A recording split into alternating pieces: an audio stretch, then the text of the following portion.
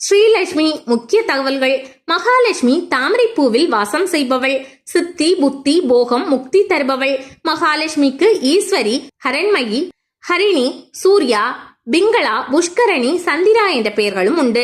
அவளுக்கு பிரியமான பூ செவ்வந்தி எனப்படும் சாமந்தி பூ. நெல்லி மரத்தில் மகாலட்சுமி வாசம் செய்வதால் துவாதசி என்று நெல்லிக்கனியை உணவில் சேர்த்துக் கொண்டால் ஏகாதசி விரதத்தின் பலன் கிடைக்கும். ஆதிசங்கரருக்கு துவாதசி என்று நெல்லிக்கனி தானம் செய்த பெண்மணிக்கு அவர் கனகதாரா ஸ்தோத்திரம் பாடி பெரும் செல்வம் கிடைக்க செய்தார். மகாலட்சுமி வில்வ மரத்தில் இருப்பதால் அதை மாதப்பிறப்பு, அமாவாசை, பௌர்ணமி, சதுர்த்தி, அஷ்டமி, நவமி, திங்கட்கிழமை ஆகிய நாட்களில் வில்வத்தை மரத்திலிருந்து பறிக்கக்கூடாது. பசுவின் பின்புறத்தில் மகாலட்சுமி வாசம் செய்கிறாள்.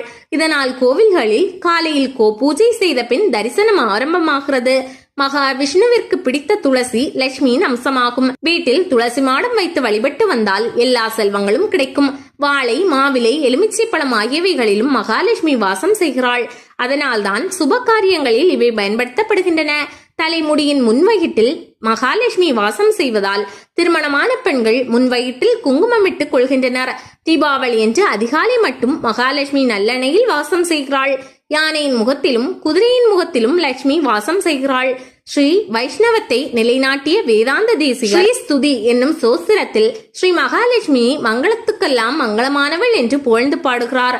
ஒரு பக்தனுக்கு பகவானின் அனுக்கிரகம் வேண்டுமென்றால் புருஷகார பூதையான மகாலட்சுமியை முதலில் சரணடைய வேண்டும்.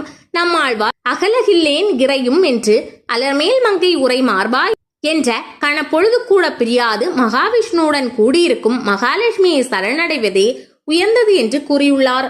திருமழிசை ஆழ்வாருக்கு குழந்தை பருவத்தில் ஞானப்பால் ஊட்டியது மகாலட்சுமியே. குபேரனிடம் செல்வம் இருந்தாலும் அத்துடன் புகழ், ஆரோக்கியம், நல்வாழ்வு போன்ற பல செல்வங்களை உரியவர்களுக்கு வாரி வழங்குபவள் ஸ்ரீ மகாலட்சுமியே. மகாவிஷ்ணுவிடம் இருக்கும் பொழுது லட்சுமிக்கு 2 கரங்கள். ஆனால் தனியாக சன்னதியிலோ அல்லது தனி கோவிலிலோ 4 கரங்கள் கொண்டவள்.